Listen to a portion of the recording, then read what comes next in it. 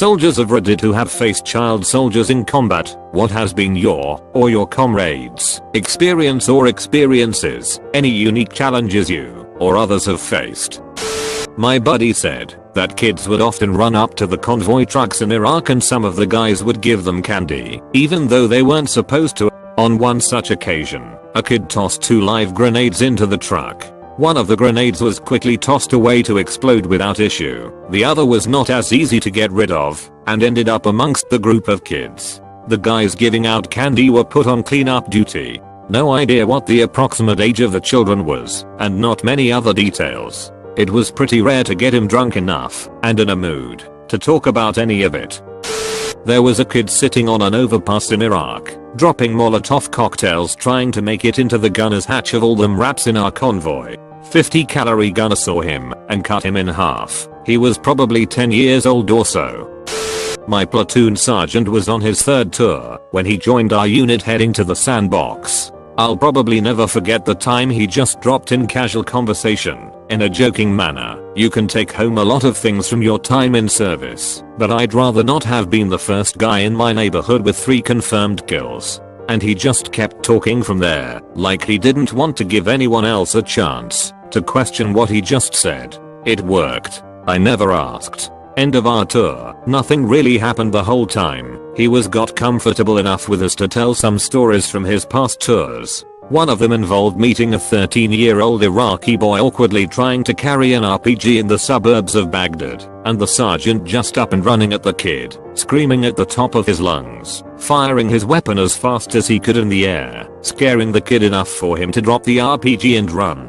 I never saw his file to see if he had a bronze or silver star, but I think he earned something that day. Kid was likely just being used as a mule to bring gear and ammo to insurgents, so he wasn't likely a threat himself, but he could have been shot for carrying a weapon by someone too quick on the trigger. Sergeant intervened, but chasing someone through the streets is likely to get you isolated and shot, so he had no idea what happened to the kid.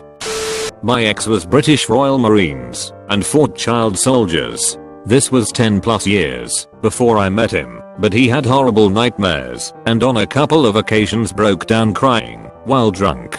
He never told me everything in a coherent start to finish way, but from what I've pieced together he killed 1 or more child soldiers, protecting his unit. It catapulted him into self-loathing. He got awarded a medal for it, refused to accept it, but was forced to attend the ceremony with members of the royal family. Only got through it by drinking himself into a stupor, and then spent the next 4 to 5 years with a serious coke habit, before being able to transition into more moderate alcoholism.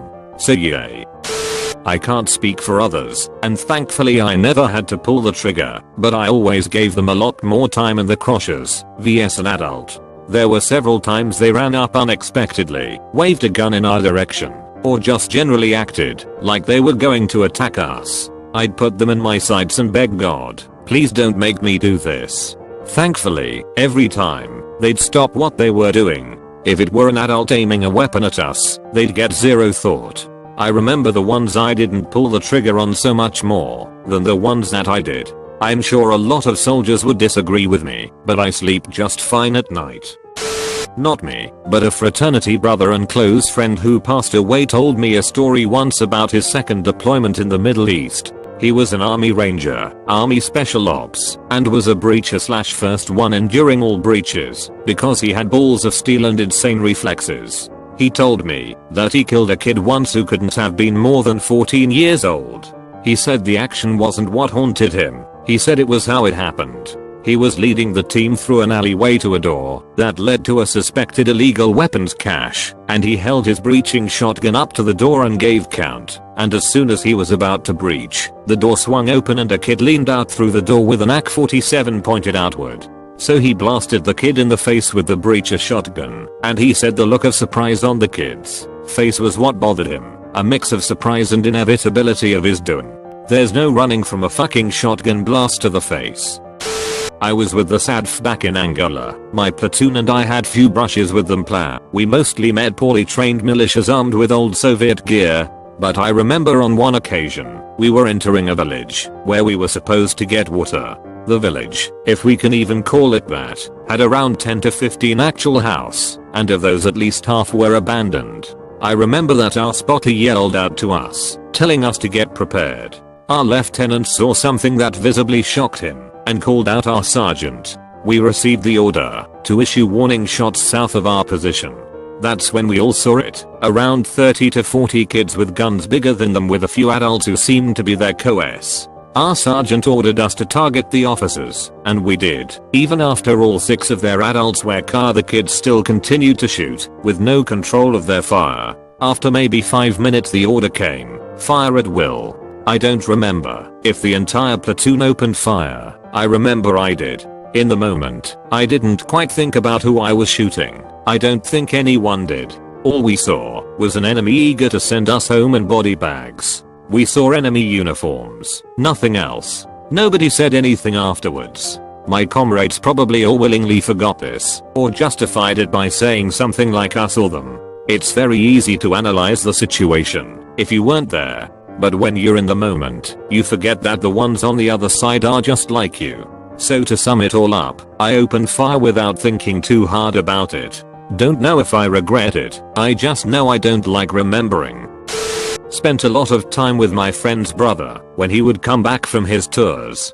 He confided in me that he had taken a kid's life because in his mind it could be them or it could be me.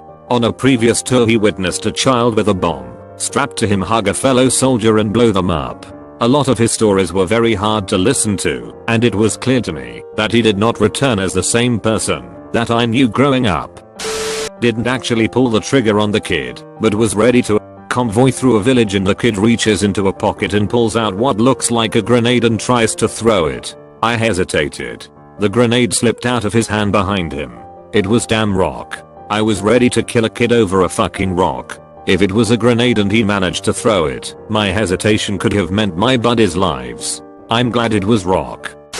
I knew a guy who served, and we got drunk one night, and I was the idiot who asked, "What's the worst thing you saw while serving over there?" He got quiet and got this far away look in his eyes, and then he told me this story. I was in an armored convoy and we were in the middle of a patrol, but it had been a pretty normal day. The school buses that were used were pretty much just minivans, so the only way to identify it was a school bus was usually the sticker they placed on the side. Anyways, the area we were in was known for placing copper on top of their bombs, because when a bomb ignites the copper liquefies and basically goes through anything. Even our tanks can't block that shit. So we are on patrol and a bomb goes off about 10 feet to our right, and I figured I was a dead man. Right then a school bus drove by and provided cover from the blast, so only one of our soldiers was hurt, but not seriously. However, that school bus was blown to hell. Most of the kids died, but the worst part was the driver of the school bus survived, who was a middle-aged woman. But her legs and arms had been blown away from the blast, so we had to drive her to the nearest hospital. I'll never forget her screams, especially because she had to sit under my legs, since we had no room. She screamed and screamed. But mostly I won't forget the arms and legs of the children that had been destroyed from that blast. It will haunt me forever. If you've never been in combat, it's hard to explain to people how frenetic and chaotic combat can be. You don't get a red pip that highlights where the enemy is. You don't have a radar. You don't get a notification that your shot hit its target. You hear bullets WHHRT past you, smack into something near you, ground/wall/tree/vehicle/etc. and you get behind cover. You then start yelling to your squad mates about where you collectively think the incoming fire is coming from. Sometimes it's obvious, but usually it's not. You're even more fucked if you're in an urban/semi-urban setting where there are non-combatant civilians running around. Worse still, when you simply can't tell the difference between the two. You're trying to not die. You're trying to leave cover, acquire a target, shoot that target, and then get back behind cover before someone sees you and shoots you. This does not leave a whole lot of time for pondering how old your target is, what their motivations are, or how long they've been a soldier. Mix this in with the kids who would run around trying to pick up brass in the middle of a firefight, and it's just a hot, chaotic mess. I didn't want to die, so I shot back. Most people who have been in combat will tell you something similar. I wouldn't say it was unique, because every day in itself was always something new and the child may not have been a soldier. I was the medic riding in the back right seat of a Humvee back in 09. I saw a child about 10 plus / 2 years of age from the backseat of his parents' Mercedes, which was at my 3 o'clock point and 9mm at my gunner, whose fire sector was to my 9 o'clock. I immediately open my window and aim my M4 and let the convoy know what I'm seeing.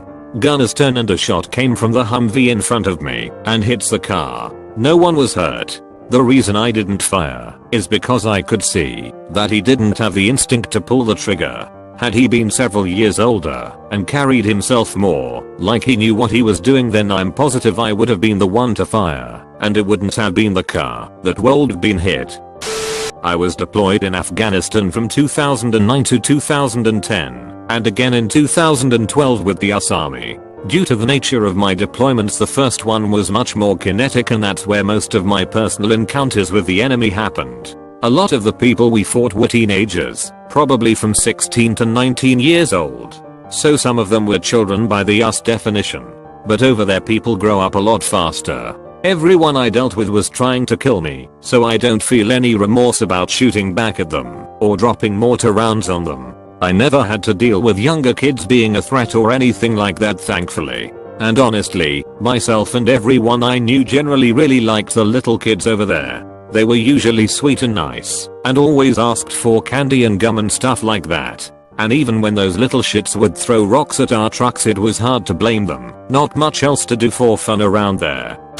Not a soldier, but my stepdad was a paratrooper in the special forces. It took me several years to get him to tell me anything about the combat he had seen during the Gulf War. His first kill was a child around the age of 8. Stepdad was in the back of a convoy holding rear position.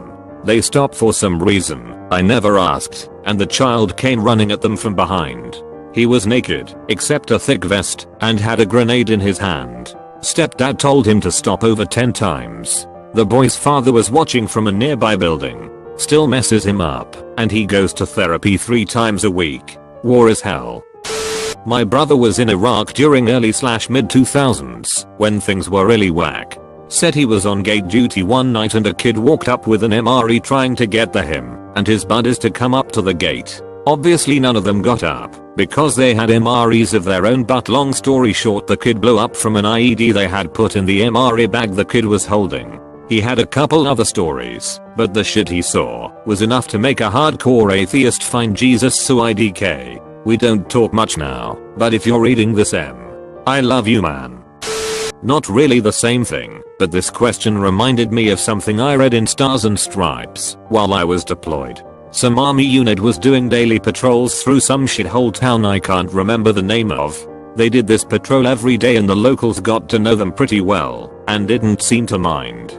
And the kids in town would run alongside the convoy and beg for candy. A bunch of soldiers started tossing them stuff from them res. It was a hearts and minds type thing, I guess. Anyway, one day, while on this routine patrol, an IED ripped through the convoy while it was stopped, and a bunch of kids were gathered around. I can't remember the exact numbers, but I think like maybe 4 soldiers were either killed or wounded and something like 20 or more kids were killed. I know it was a pretty high number, and the first thing I thought was, goddamn, this village just lost like 20% of the kids that live there. I wasn't on this convoy and I don't know anyone who was, but I had been on the same sort of mission dozens of times and could easily place myself there. I saw kids get killed by insurgents and allies, but I never saw a mass casualty situation involving little kids like this.